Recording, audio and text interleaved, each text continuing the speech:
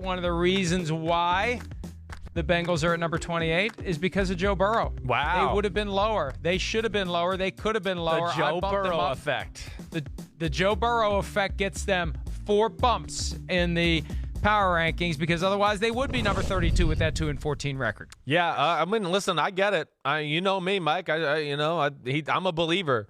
I think he is the type of personality, the guy that's, that type of guy that can change around an organization between his play and I think what he'll be in the locker room and off the field. And, there's an aura about the kid. There's no doubt about that. On the field and off. I mean, I watched him when we were at the Combine, and I got to be in the room with him, I think, 2 different times. He's got a charisma about him. You could see people gravitate towards him. Players do. And he's a special football player. And I do. I think he's the type of personality that just, like a Patrick Mahomes, doesn't care. Oh, Kansas City hasn't won a Super Bowl in forever. Whatever it is, I don't care about the stigma. I'm going to be awesome. And everybody else hopefully will be awesome along with me.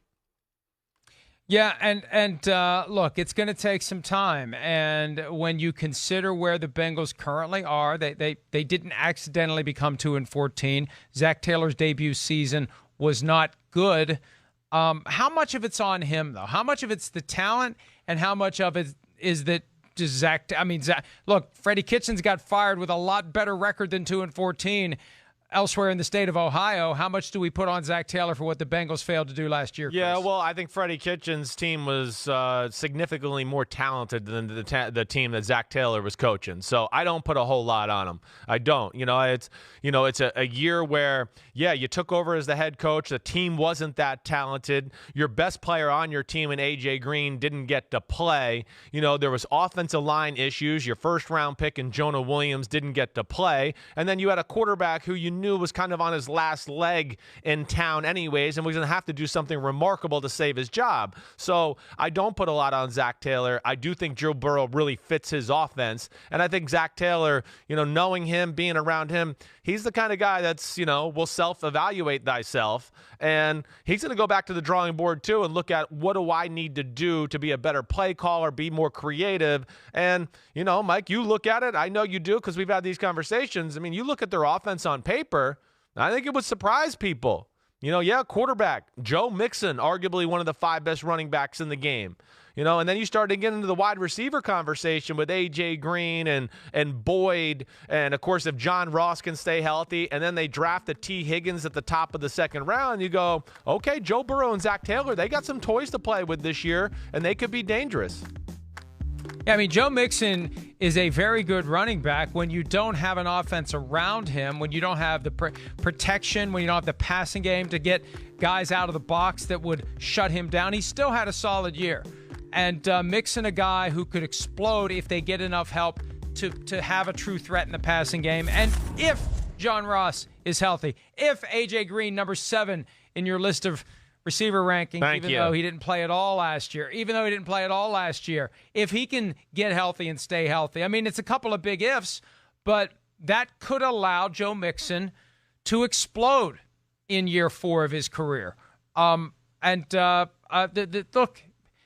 that 7th playoff spot that's available in each conference, that makes teams that otherwise would not have been contenders, especially before anyone plays a game. Yeah. And the Bengals, if Joe Burrow can deliver right away, the Bengals could make things interesting very quickly. Now, how much will the lack of a preseason hurt Joe Burrow? We're not going to see him in uniform against another team until week 1 of the regular season. Well, it's unfortunate. Yeah, the Bengals are, I feel bad for them because I do think, we talk about, rookie head coaches. How about a second-year head coach who, there was some major turnover in the team, and he's, still trying to kind of implement the culture and get more advanced into his scheme, and, you don't get that opportunity. But I think of all the rookie quarterbacks or any rookie quarterback we've ever seen, right? I mean, Joe Burrow playing 15 games last year, that never happens in college football. The fact that he played in the SEC where we know it's loaded with NFL football players, so I don't think he's going to be shocked and go like, oh my gosh, it's the NFL. He's playing against NFL players and had him on his team every week. And then I think this is the biggest advantage he has. And, not a lot of college quarterbacks have it. he got coached like a pro at LSU. He had Joe Brady there, the offensive coordinator of the Carolina Panthers. So a lot of the way he calls plays, looks at his own offense, reads defenses with certain these plays, is going to be a lot of carryover. It's a similar offense to Zach Taylor. Zach Taylor from Sean McVay. McVay came from Gruden. Gruden and Sean Payton have a lot of the same offensive plays. Brady, Joe Brady comes from there. So he ran a pro-style West Coast offense already. And I think the lingo in the offense is very similar. Two slants in one offense might have been Bengal, now it's Lion, or whatever it may be. And I think he does have an advantage as far as other rookies are concerned, or other ones we've seen in the past that haven't had an offseason. Who's got the bigger challenge? You've got Joe Judge with a new head coach with Daniel Jones, who was a top 10 pick last year, still getting his feet wet in the NFL. And you've got Burrow, fresh from college, with a coach who is, if anything, shell-shocked from what happened to him last year in Cincinnati. Man, yeah, they're both tough challenges. I guess I still go with Zach Taylor here, though. The thing I'll look about with Joe Judge, he's got some people around him in a Jason Garrett, Dave Gettleman, and even like I talked about, Patrick Graham, who's been with the Patriots and things like that, to where I think he's got a good support system and some guys he can lean on a little bit, who have been there, done that, and especially a Jason Garrett. The Bengals, Zach Taylor, it's a new quarterback. The challenges are both tough, but I guess I give the advantage there, just a little bit of a tougher challenge to Zach Taylor. I don't know. It's a really tough one to call. Zach Taylor, he got the offense. That defense needs to improve too, and that's another side of this issue where it was the worst run defense in football last year. And all they really did, Mike, was, not all, but they signed DJ Reader. They got one guy bigger to go along with Geno Atkins. And I just wonder if that one guy will be enough to, stop some of the bleeding we saw last year where they got just absolutely dominated in some games in the run game. One thing I just realized we failed to do with the New York Giants at number 29, best case, worst case. Let's do it for the Bengals. What's the best case scenario for this team with Joe Burrow in the fold? He hasn't signed his contract yet. We'll talk about that coming up later in the program. But once he's there and once he's playing, what's the best case scenario for this team? Yeah, I got too many question marks about that defense, and then too many, still the offense is unproven. The offensive line, I guess that's the other thing that, you just talked about Joe Mixon. I don't care who you are at running back. You don't have offensive line or people opening up holes, you're not going to go anywhere. So, I really look at the top end Cincinnati Bengals maybe flirting with a 500 record. But I think really what I look at is best case scenario would be 7-9, 6-10. I really think that's a positive year for where this team is at right now. I don't think 8-8 I can legitimately say, especially in that division with those damn three teams they got to play. Holy cow, Batman! That's the problem. Right. That's the problem. That's 6 losses right there. Now, pretty much. Look, it's not like they're gonna lay down against the Browns, the Ravens, and the Steelers, but they're going to be underdogs by Definitely. at least 10 points against the Ravens, at least 7 points against the Steelers, and at least 4 points against the Browns, maybe more. They play the Browns twice in the first half of the season, which makes it even harder because the Browns are closer to a finished product than the Cincinnati Bengals. You'd rather get the Browns later in the year. You'd rather have some of your, you want to have some easy games early to build some confidence.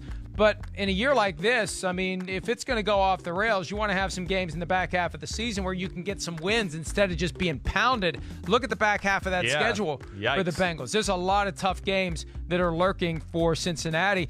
I think the best case is in that 6-10 range. Yeah. I don't expect them to contend for a playoff berth. The worst case scenario would be that it's just another disaster. And if it's another disaster, it's trouble. You have to wonder at what point Zach Taylor is in trouble. Now, Mike Brown, the owner of the Bengals, does not like to pay coaches to not work. So I don't know at what point Zach Taylor's contract would make it financially feasible to move on.